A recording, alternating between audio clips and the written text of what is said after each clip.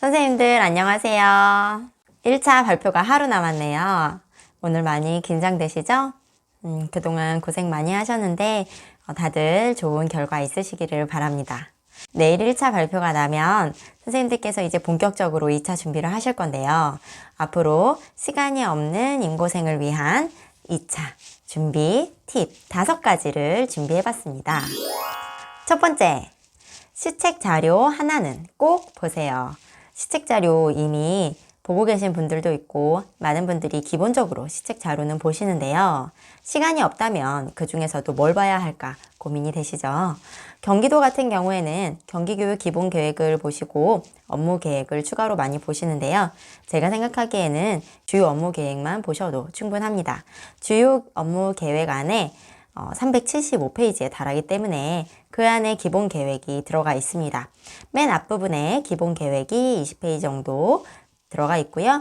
뒤에가 업무 계획으로 되어 있습니다. 서울 같은 경우에도 주요 업무 계획이라는 문서 150페이지짜리가 있습니다. 그것만 보셔도 충분할 것 같아요. 경기도 같은 경우에는 학교 혁신 기본 계획이라는 것도 있습니다. 여유가 되시면 함께 보시면 좋습니다.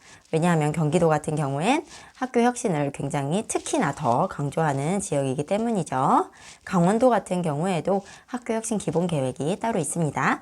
지역별로 찾아보시면 그 교육청에서 특별히 더 강조하는 교육 계획들이 있으니까요. 추가로 보시면 좋지만 시간이 없다면 기본 계획이나 업무 계획 하나만 꼭 보시기를 추천드립니다.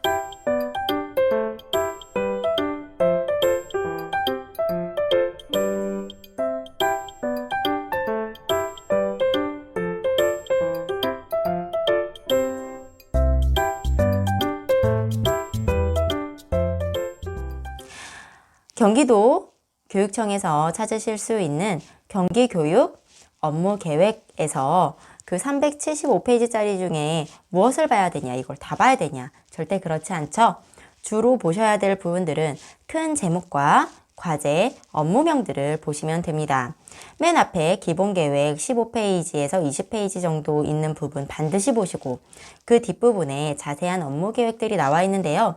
업무계획들 중에서도 과제란 그 정책과 관련하여 교육청이 특별히 목표로 하는 세세하게 구별된 소주제라고 할 수 있어요. 학습 문제같이. 그 부분 과제를 중점적으로 보시고 그 과제를 어떻게 현장에 반영하는지가 바로 업무명입니다. 그래서 과제와 업무명을 중심으로 보시면 되고요. 어떤 것들은 3-4가지씩 적혀 있어요. 그거 다 외우려고 하지 마시고 각 부분마다 1-2가지씩만 눈에 익혀두시면 심층 면접과 집단 토의에서 녹여내시기 좋을 것 같습니다. 입문 수양을 위한 공부는 문고판과 유튜브를 활용하세요. 문고판이라는 건 특히 고전 책들 중에서 이렇게 얇게 나온 책을 문고판이라고 합니다.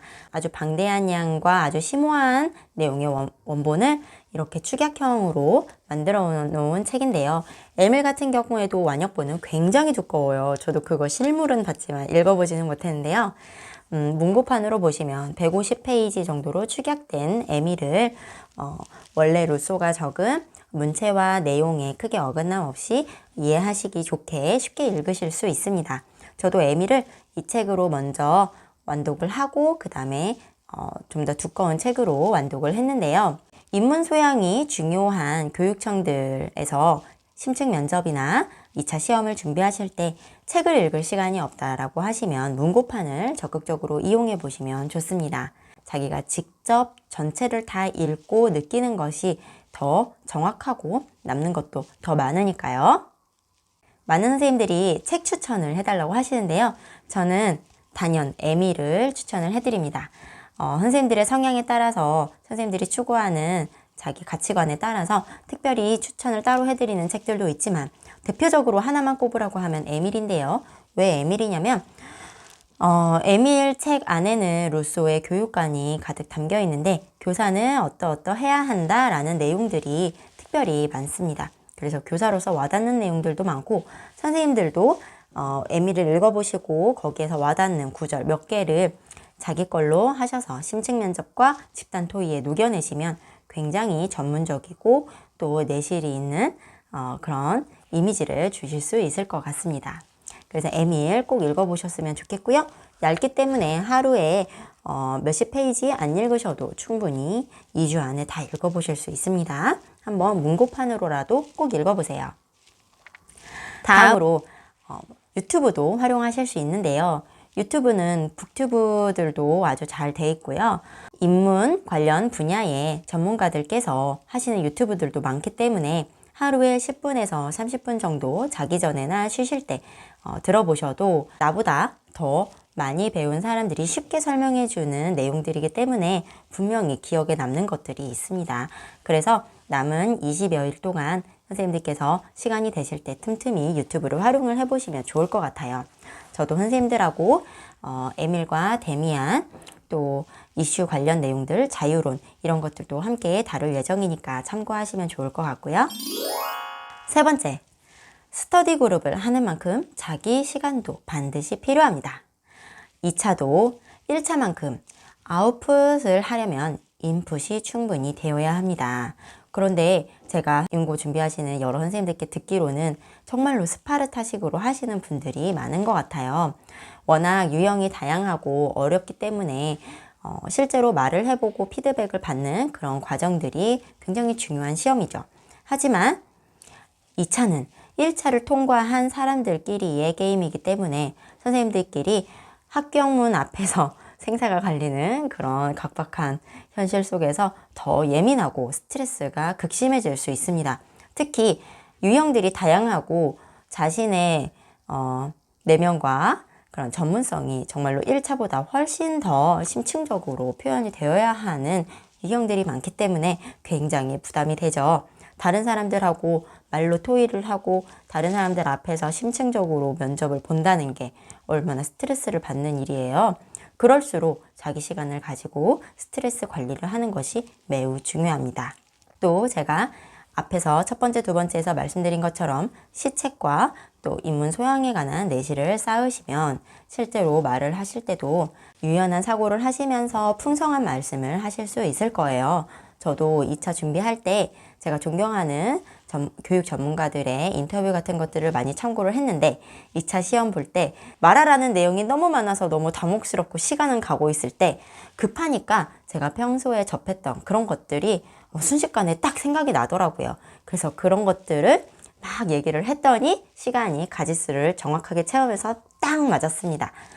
여기서 교훈, 급할 때 나오는 건 자기가 평소에 한 것이다. 그러니까 평소에도 선생님들끼리 만나서 아웃풋 연습만 하지 마시고 자기만의 시간을 충분히 가지시기를 바라고요. 네 번째, 현역과 현직이 함께하는 스터디를 추천합니다.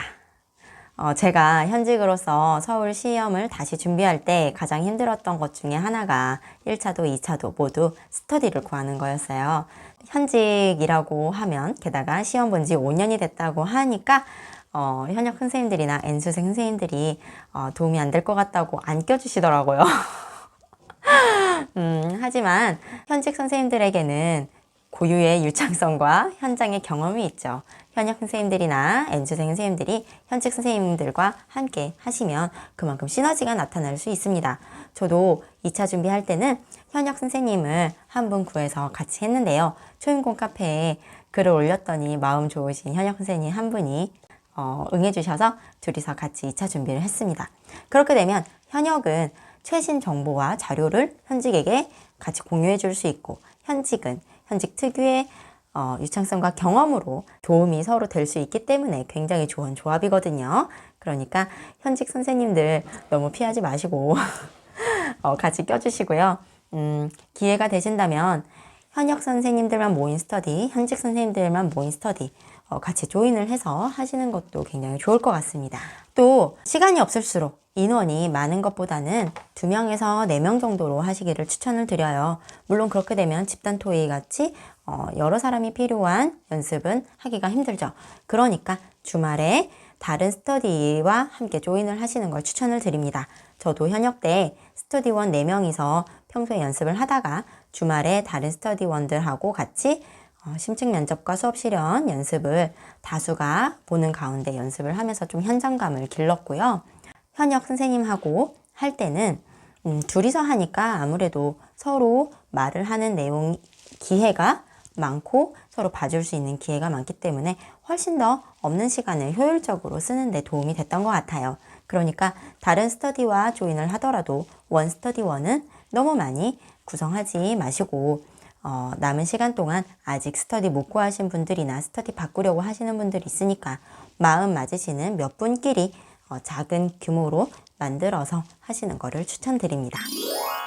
5번째, 화상회의 앱을 이용해 보세요.